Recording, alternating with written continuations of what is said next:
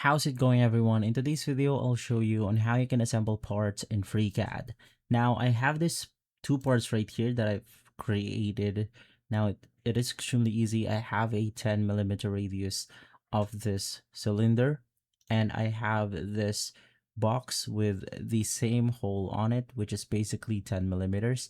The first thing that we want to do if you want to assemble this parts is to click on Tools, click Add-on Manager, and you want to install the A2 Plus option. So just click on it, and then of course you want to click on the install at the top of your screen. Wait for the process to finish, and then of course you want to restart your FreeCAD. And from here, you then want to create a new file. So just click on the file icon, and then it will actually show up right here.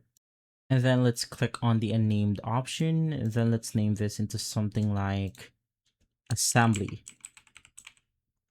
Now you can delete the folder if you want to, but let's now add our parts. But before you do that, you must go ahead and save the assembly file first. So let's just click on OK. And from here, I'm going to name this assembly, click save, and then we can now add our first part, and same thing with the second part.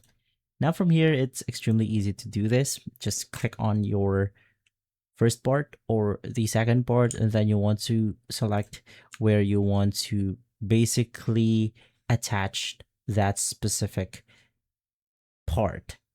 So you can just click on these options, and then it will allow you to select multiple options. So with this specific configuration right here, we could select this one, and then it will simply attach it this way. So let's just click on accept.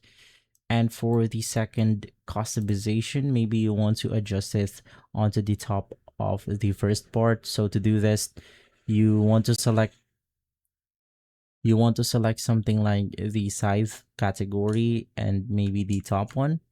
And from here, we could do something like this one, and then this will simply arrange it accordingly. Or let's deselect this one.